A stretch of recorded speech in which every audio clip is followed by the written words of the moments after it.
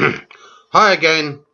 Despite Chris Bryant being a Labour Party MP, therefore part of the establishment, his recent book, entitled A Critical History of the British Aristocracy, is an excellent read, although somewhat petering out at the end.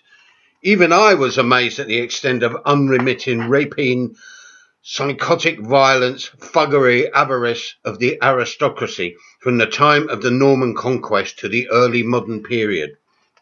And that was to each other.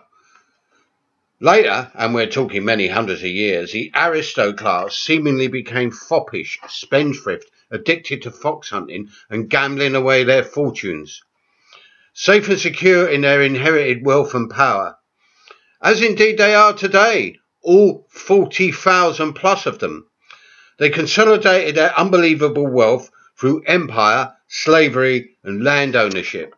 Unchallenged in the 20th century, they flirted with eugenics, it's all about breeding, and fascism, the same. Today, in the 21st century, they still own up to a third of the land, living a lifestyle with influence we can barely comprehend.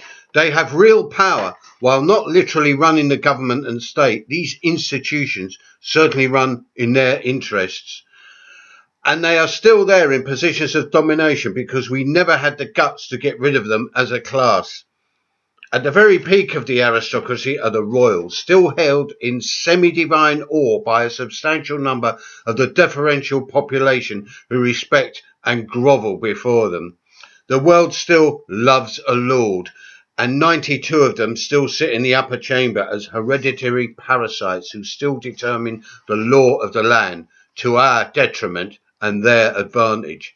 It's obvious that the aristocracy is not irrelevant, nor in the passage of time are they slowly withering away. Read this book, but don't buy it, it's too expensive.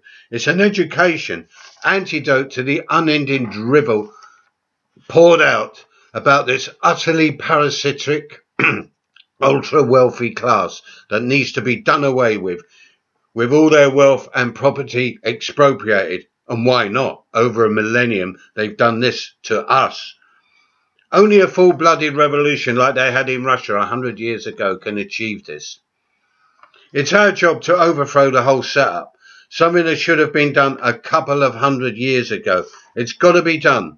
After all, most halfway tuned-in commentators believe this system is about to disintegrate and is on the way out.